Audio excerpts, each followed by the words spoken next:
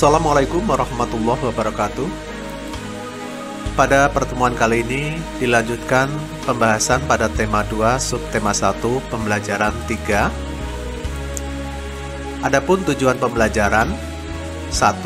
Setelah membaca informasi tentang tumbuhan dan habitatnya, siswa mampu menyebutkan cara tumbuhan beradaptasi dengan tepat. 2.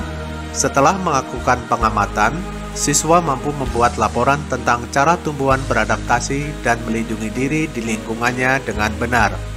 Setelah membaca teks tentang tokoh proklamasi kemerdekaan, siswa mampu menyebutkan informasi penting menggunakan aspek apa, di mana, kapan, siapa, mengapa, dan bagaimana pada peta pikiran dengan tepat.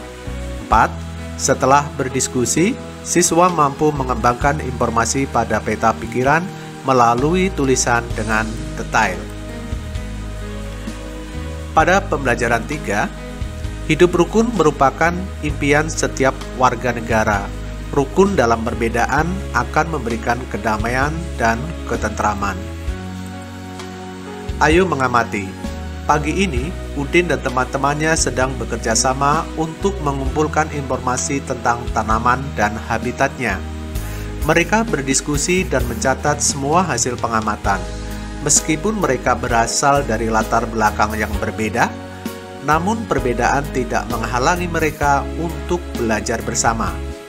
Untuk melengkapi informasi, mereka pergi ke perpustakaan umum dan menemukan informasi tentang tumbuhan dan habitatnya. Berikut adalah informasi yang berhasil mereka peroleh.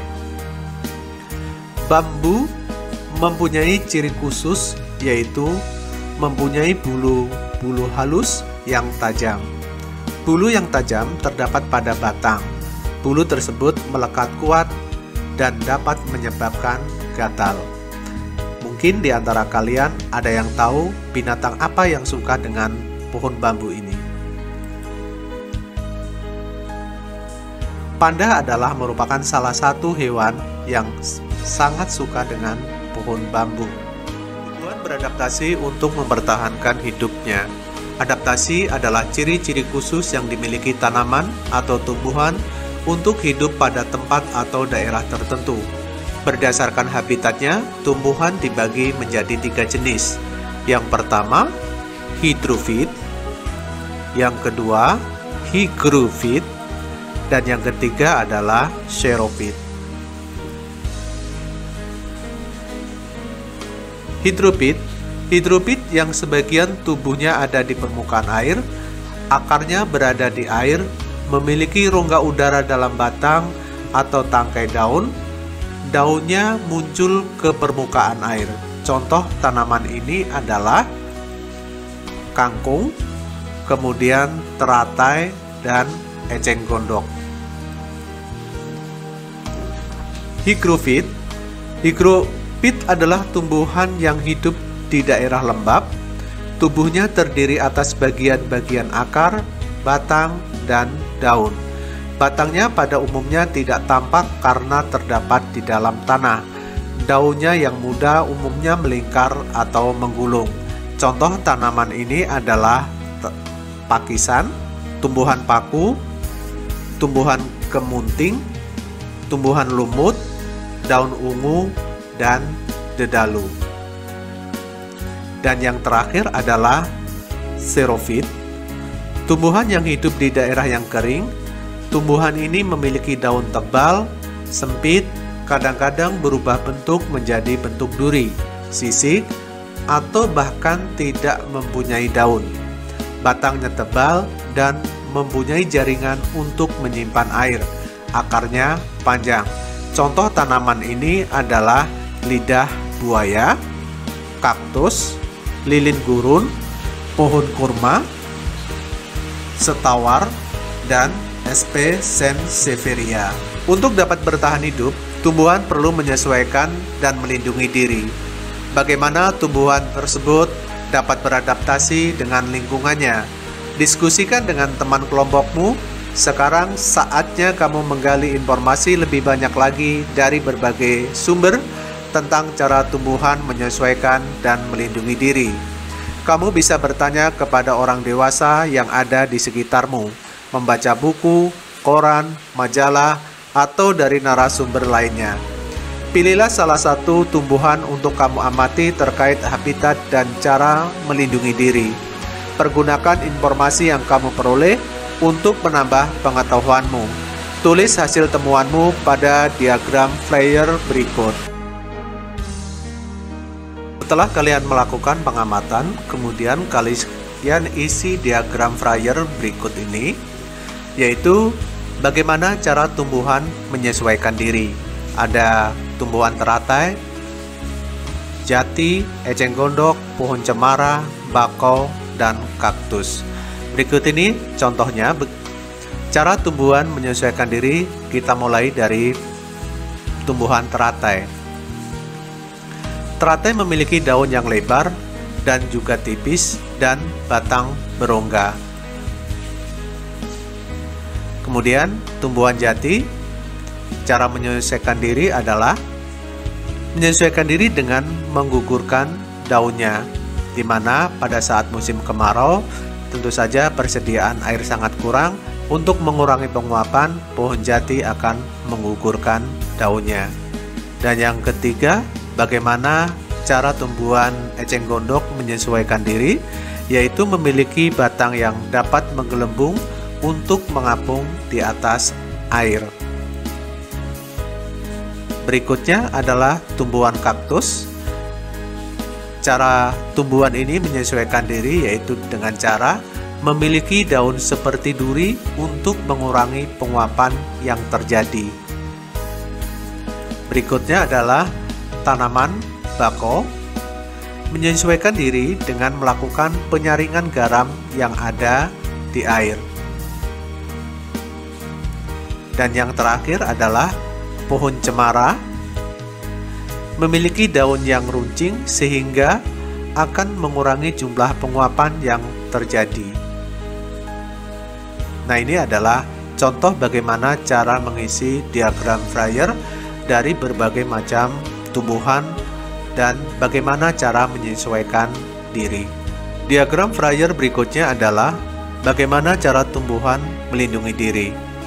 Contohnya pada tumbuhan mawar, bambu, kelapa, nangka, putri malu, dan gadung. Berikut ini contohnya. Bunga mawar atau tumbuhan mawar melindungi diri dengan cara memiliki duri-duri pada batangnya. Yang kedua, bambu melindungi diri dengan bulu yang akan menimbulkan rasa gatal. Kemudian kelapa melindungi diri dengan cangkang atau kulit yang keras. Nangka mempunyai getah yang lengket pada buah dan batangnya.